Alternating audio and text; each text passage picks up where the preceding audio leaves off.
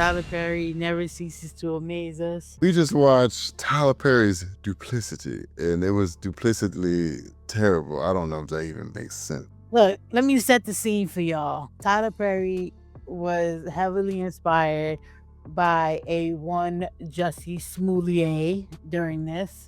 And here's the thing, and this is why it's like so annoying. Yeah, we're not giving you a non-spoiler review because this shit is fucking ridiculous. Like, we gotta tell you about this movie right here, right now. So this movie is about a tragedy that is obviously politicized because of the nature of it. There's a rookie cop who is a white guy. You got Kevin, who is he like a sergeant or something? Yeah, he's definitely a senior police officer. So we got porn stash Kevin, and he's like, look, you're gonna be rolling with me today. And the rookie cop is like, why? Because I guess that wasn't in the schedule. He's like, don't backtalk me type shit. You're rolling with me. So they end up leaving and they go to a zone that they're not supposed to be in, that he's not supposed to be in. Now, earlier in the movie, there's an interaction between him and another woman where she's basically like, I don't like him. Keep that in mind. That woman is a newscaster. They're on the beat or whatever. They get a call about a break-in. Someone calls this old white lady who's just in her kitchen minding her business, saying that there's a strange black man, and that's all she had to hear, and she rang the police. Police come around. Kevin responds to it with the rookie cop, but his name is Caleb. They are in the area, and he actually tells them, like, why are we here? Like, there's other things happening. Seems to be like maybe some teenagers, there's actual crime that we could be going. And he's like, depending on how you do today, if you do well today, then I'll take you to some rougher neighborhoods, later on. So they walk up, the lady, Fila, her husband is coming out of a house. He walks out with his hood up, headphones on. The rookie cop is like talking to him. He doesn't respond because he has his headphones up, his face is down. Kevin yells gun because he starts taking something out of his pocket. He gets shot. When Kevin and Caleb were talking at the station, remember he said if your senior officer yells gun, you shoot. Caleb was following orders. This gets politicized because he's a black man who gets shot. Let's break down this scene. He gets shot by a white cop, so obviously there's some feelings around that. And so it gets politicized, and then got riots and all that.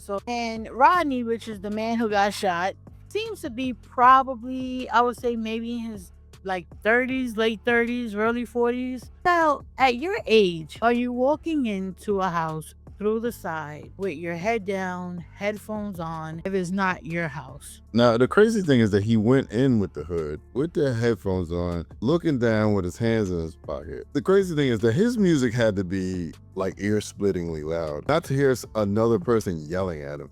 And then another thing is, like, I'm walking around a corner. I'm not going to be looking down at the floor. I'm going to be looking up. So him walking around, like, just looking at the floor and looking at the music was crazy. And you hear this cop, put your hands up, put your hands up. And then why are you pulling your phone out when you notice that it's a cop? Like, it was weird. Because I'm not going to hold the thing I got in my pocket. I'm letting go of that thing. My hands is going wide. They're coming out my pocket and they going up in the air. It just didn't seem like a realistic response. Now, for anyone who doesn't know, this kind of had some elements of a few different, I guess, stories, like actual stories. And the reason why I brought up Jussie Smollett, that's gonna come up later on. I think his name's Ahmaud Arbery, the one that went into the house and then he got like followed by the two guys in the truck. He was checking out like a newly constructed house, like it wasn't finished. And he just went in there looking there. Black folks don't ever do that. Mind your fucking business. Mind your black business and take your black ass home. But yeah, he went to do that, and these two Caucasian men followed him in there, unalived him, unfortunately. He was inspired by that initially because there was no connection to him in the house at first. His wife's best friend, who's Marley, who is the attorney in this story, and the best friend of Fila, she's like, I'm gonna get you some money. We're gonna get you justice.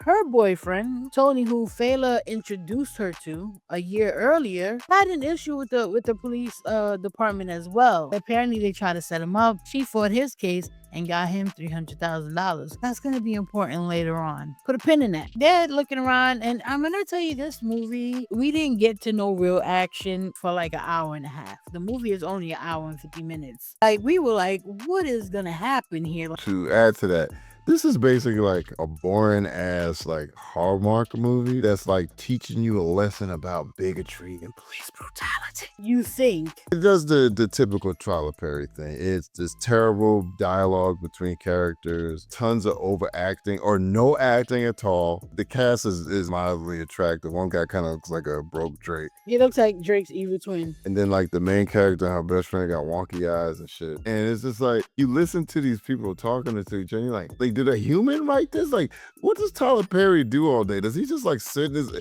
is he just sit in his office all day and not speak to anyone? Tyler Perry, where he has to stop trying to write these things on his own. It's just not coming together. Marley is talking to the state attorney and they're discussing the options and stuff, saying like, this was an unlawful shooting, there's foul play here, blah, blah, blah. The state attorney pulls out the laptop and shows her what happened on the body cam. When she sees Rodney being taken down, you would think that she was in Saw and that she was tied to that chair and watching somebody getting their leg cut off. Now, don't get me wrong, watching another human being, like in a real life, but the convulsing and shaking, I'm like, is she dying? It was a lot. It was terrible. And a lot of their responses to things are just be too much for the moment. The monologues were also a lot. And there was an attempt to like address social issues. I think there's a valid point in this, right? In that just because there is one person who abuses a situation doesn't mean that the issue doesn't exist. It could be addressed better, man. Like trying to discuss police brutality, like the Timu version of it was sad. At that point, we get just a slew of events where Marty is trying to figure out the truth, come to find out. And meanwhile, the rookie is out here a fugitive because Marty gets a settlement from the state because there's so many riots and there's so many. Philo was, beloved. They said she was a beloved figure because she was a big newscaster and everyone felt bad for her. And she found out about her husband, the shooting live. So people felt bad for her. And then also to add the social aspect of him being a black man being killed by a white cop. Then they pull the records of the rookie cop. And on the records, it shows that he had like some altercation with a black soldier when he was in the military. On the report, it says that there was some racial slurs. Beat the dude black and blue. So that's why they settled the case. So that's why Marty was able to get that money for it, because when they pulled those records, they knew that in the public eye, it just wasn't going to go in their favor. So they just decided to settle. Yeah, they decided to settle and ask her to like tell people to chill out. Before she had won the case, Caleb showed up at Marley's house trying to speak to her. Like, no, I'm not that person. And of course, Caleb just killed her friend. She's freaked out. She screams for Tony. Tony comes out with the Glock, puts it in his face. He runs away. Tony calls Kevin. Kevin's like, I'm gonna take care of it. And so the next day she's going to Fela's house to talk to her. And you see somebody like looking at like dropping out of the second story window or something like that, and then runs away, and she's like freaking out, goes in the house. Fela was knocked out. She had took some sleeping pills or something, so they're looking in the house trying to figure out what's going on. Kevin comes in there and Fela freaks out on him. The cops come, they check things. She tells everybody to leave the house. They do. So then eventually time moves forward. Before she got the money, we find out from the editor and her like co-host on Fela's co-host on the show talking to Marley at Rodney, the house that he was going to belonged to some white woman. He was possibly having an affair. So we found out that Tony, Marley's band, knew about it, but he's a private eye, right? So she brings it back to him like, well, you knew and I can't trust you now. And he was like, look, I was doing a case and her husband paid me to see what was going on. I got in Rodney's ass. So that was another case. Fela disappears. Nobody knows what's going on. So Marley's coming back from the gym. This must have been when Tyler Perry was at his desk. What am I gonna do? He must have took a shot of espresso or something. He finally like woke up. Mind you guys, this is the last fucking 30 minutes of the movie, right? This movie is an hour and like 50 minutes. Already an hour, like 20 minutes has passed by, and all of a sudden, Marley's coming out of the gym. You know, she's sweaty, looking all nice in a little workout outfit. A black van pulls up, and also she disappeared. And we like, whoa, what's going on here? And she screamed, take this bag off my face. Him take the bag off his face. It's him and two other women in the car. By the way, Marley's hands aren't restrained. She's not tied up. She's perfectly fine, just has a bag on her face. I don't know how they got out put a bag on her face. She didn't even scream. They didn't like put nothing, like gag her or nothing. Tyler Perry definitely might have, been taking a couple more shots or something, or maybe like you say, he was falling asleep. You find like Caleb is trying to talk to her about this thing because he's a fugitive and he's trying like, yo, just hear me out. And he tells about the story, what happened in the military. You find out that the lady driving the car is his black wife. Dun, dun, dun. He can't be racist. He has a black wife. He's not a racist. He loves black people. I didn't like that part because of that. Really? You know what I mean? Like, there's such a cliche. You didn't know the racist had a black wife, did you? Yeah, I can't be racist. I have a black wife. Like, all right, Tyler Perry, you should, come on. Really is the best you had? So they kind of give her a little piece of the story. So Anna was originally messing around with porn stash, Kevin. Kevin ended up getting real abusive, stalkery, all of that. You find out from Anna that Kevin is stalkery, abusive, he's crazy. He could be sweet as pie one minute and vicious and angry and obsessive the next. Told Anna that Arlie was his ex. He missed being with her. Yeah, and then he should have married her. He should have married her when they ain't never been together. He was stalking me, and so Rodney told me he was gonna like protect me. And we ended up messing around with each other, and that's why he was at the house that day. So she's like, the wife is like, look, here, take my number, call me. She don't know what to think about it. They got her in the back of a van. She's unsure. She's terrified. So at this point in the van, she takes the number. They're putting, Tyler Perry's trying to, once again, mind you, this is the last 20 fucking minutes of the movie, right? Tyler Perry's trying to put you in your head like, oh shit. Remember, Kevin told Caleb, if I say gun, you shoot. So they making it sound like it's a jealous boyfriend type thing. Okay, so Kevin set it up with Caleb to go over there because he knew Rodney was smashing his ex, to go over there and pop him because he's jealous. He's like, oh shit. Diabolical porn stash.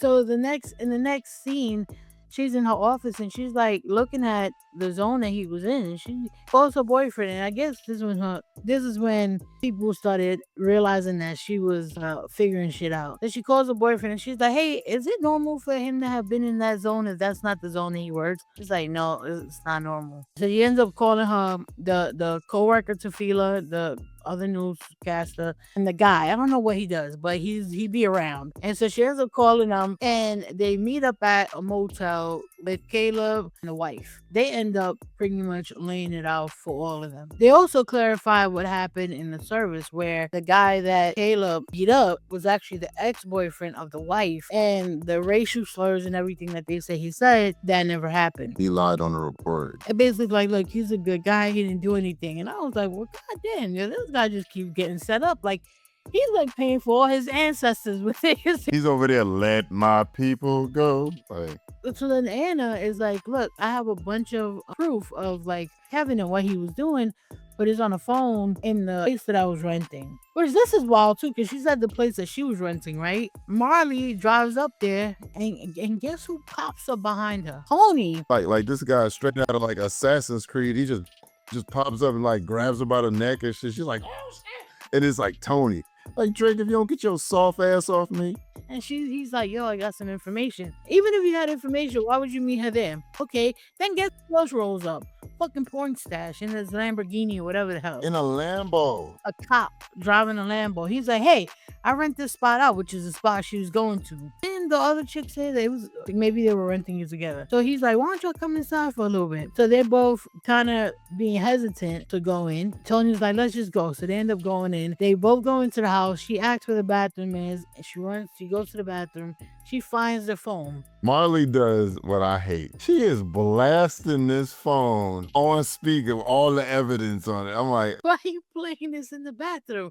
It's not like they had a party going on and there was music loud, nothing. It was like just them three in the house. She comes out the bathroom. She's like, oh, they knock on the door. Like, I forget who. I think it was Tony. Knocks on the door. She comes out. She's like, I'm gonna go home. You know, y'all have a good time with her. He's like, oh, let's go on a boat. I don't know what the fuck Tyler Perry is trying to make this boat thing happen. Like, I don't know why Tyler Perry likes boats, but he does. If you ever around somebody antagonistic and they go, let's go fishing, that's never a good thing. Absolutely no. Never, never, never. She's like, no, I'm not, I'm good. I'm gonna go home. And then they finally do the villain switch. The Tyler Perry movies, everyone switches. 180 degrees. It never fails. Like they go from nice person to like the most demonic fucking person ever. All of a sudden the boyfriend is like against her. Kevin, well, we all expected that to happen. Come to find out they were in on it together. Boyfriend's like, yo, you just can't chill the fuck out. You can't mind your fucking business. This is the problem. So apparently that 300,000 that she got him, this is something that they got going on, it seems like. Oh, so he was splitting that with Kevin, basically. Dude didn't even click to me. They're both setting her up, somehow. I'm like, but Fila got the money, so I don't get how this is happening. Well. Marty tries to fight. They knock ass down. They put some substance in the tip of her nose, breaks up on the fucking boat. And guess who else comes out of nowhere on the boat? Yeah, I'm like, and we sitting there trying to figure, like, what kind of boat is this? Like, that boat ain't big enough to have a lower deck. Was she hiding where they put the fish? Like, she just popped out. Hey, y'all. Like she walked out some stuff. Like, where the fuck she come from? Fila. It's not even that big of a boat. Like, it looked like, what, two people could be standing next to each other side by side and had like a little seat in the back. It wasn't like one of them big long boats. So I'm like, where the fuck she come from? So Fila pops up out of nowhere and she's like, they're just talking shit or whatever. I guess Tony is a little nervous and Fila's like, get your head in the game. She's like, you really thought I was gonna let him divorce me for that bitch? No. Fila's kind of like gloating about it. And they're all in on this. So I'm gonna say I definitely didn't see that coming. I didn't see that one coming. So just to breeze through the ending, they're on the lake. The water is too low, so a Marine like stops by. He's like, hey, you can't do that. I'm gonna have to write y'all a citation. Whatever. He's like, yeah, y'all can't be underwater. I'm gonna write y'all a citation. Is she alright over there? And yeah, she's alright. She just got a little, seasick. He sees something around her waist and he asks about it. Kevin crashes out on him, shoots him. He ends up doing something to the boat so that it tips over. But he just told them the water is low. That's why the lake is closed that night. So the cop didn't go to the bottom. He floated up to the top because he also had a life vest on. While they're trying to figure out what they're going to do with the cop, they toss her ass over Marley with like an anchor. And I guess it wasn't secured enough. Bro, she like maneuvered something over and I'm like, I'm sorry, what are those chains made out of plastic? You know what I'm saying? Like, there's no way. Yeah, there's no way. And like all good Tyler Perry, characters, she got up out of that somehow. She breaks the chains and she swims up. And while they're fidgeting around with the cops' waterlogged corpse, all of a sudden you see Fila get shot. You're like, what the fuck? And she got shot with a fucking flare gun. And it's like, bitch, this ain't Resident Evil 3.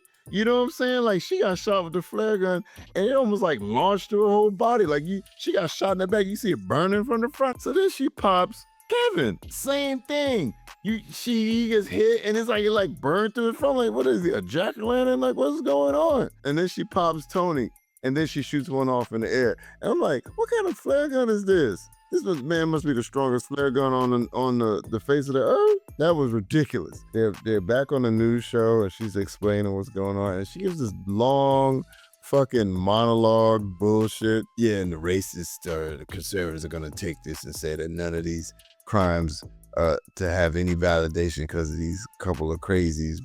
And she just like gives you some self-righteous centrist kind of response. And it was just like, really, Tyler Perry? It was the best you could do. Such a disappointment. I would not recommend this movie. It's not like your typical Tyler Perry movies that are like, they're so bad it's good. Like you can laugh at how bad it was. It was long. It was long and fucking boring. If it wasn't me and her stopping and making fun of it every so often, and then literally a couple of conversations totally sparked that had nothing to do with the movie. That's how boring this movie was, okay? It took us like 3 hours to watch it. Right? And long, boring, overacting, terrible dialogue, terrible, like, literally that old lady that called the cops, I think they just saw an old white lady walking out, hey, you want to be in a movie? Like, I think that's what happened. The guy who played the co-anchor, I heard he's a real anchor, the actual anchor. The lady who played Marley, I don't know her name, Kat Graham, she's a good actress. I wasn't mad at her. She did her job right. And even the lady who played Fila, she did her job. Like, even though we sit there cracking up, dude was Drake, he did his job right. I mean, there was a couple, like everybody had their overacting moment. Yeah, they worked with what they had. It was definitely a Tyler Perry production. Like what I would say, maybe watch the first 30 minutes. I was about to say that, yeah, and then skip over to the end. Yeah, just so you like get to the killing part. of the black man, and so you know everybody's name, and then skip to the like last 30. There was so much in this movie that didn't need to be there.